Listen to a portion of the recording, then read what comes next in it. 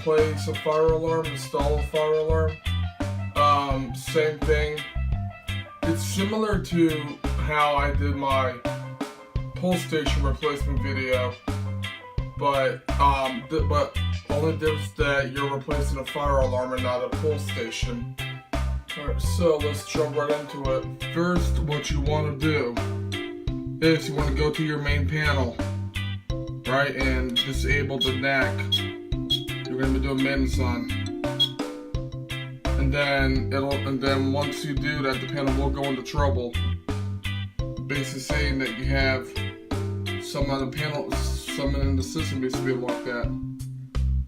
Right, and so you can remove your key from your panel if you have a key slot on there or on the door itself. Alright, so what we're going to be putting in place of the RSS, we're going to be putting a SpectrAlert strobe only in its place. I've already gone ahead and disabled NAC 1. So here's the second step. You want to pull off the cover. If the alarm sits right in the wall, then you're going to need to get a small screwdriver, and you're going to want to undo these two screws. Alright, now that here's how your alarm should look. You should have it hanging by its wire, or if you have an alarm with a trim plate on it, it will look like that with the trim plate still attached to the box. And so what you want to do, these alarms, the very last alarm on the NAC, has an N-line resistor on it as well. You do not want to lose that.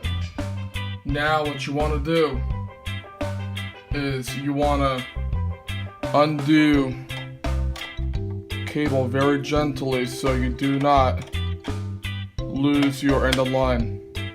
And now your cable should just come right out, and that's how it should look.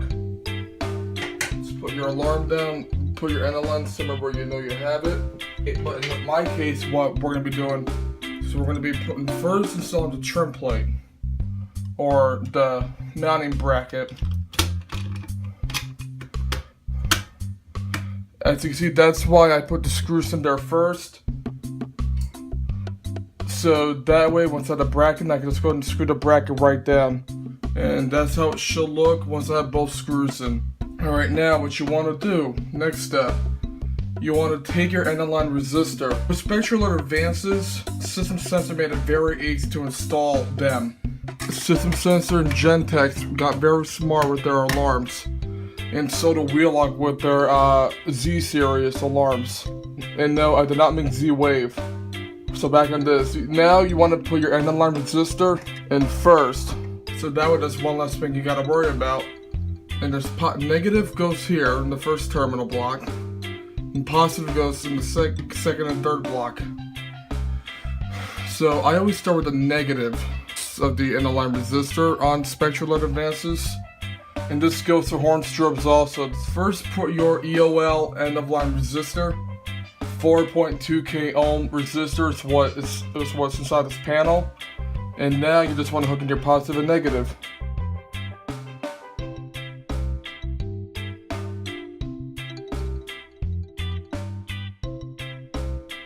And now tuck in the cable. Once again, be very careful that you do not break your cable. And now you want to take the strobe itself,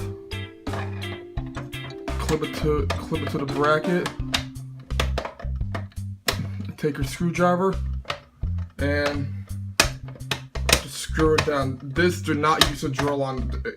You can break this easily, and that shouldn't go anywhere. Once you've completed maintenance on your NACs, you want to go ahead and re-enable the NACs you've completed maintenance on by entering in your number. It'll be 10 followed by the NAC number followed by the star key, and then that'll tell the system to re-enable that piece of your circuit.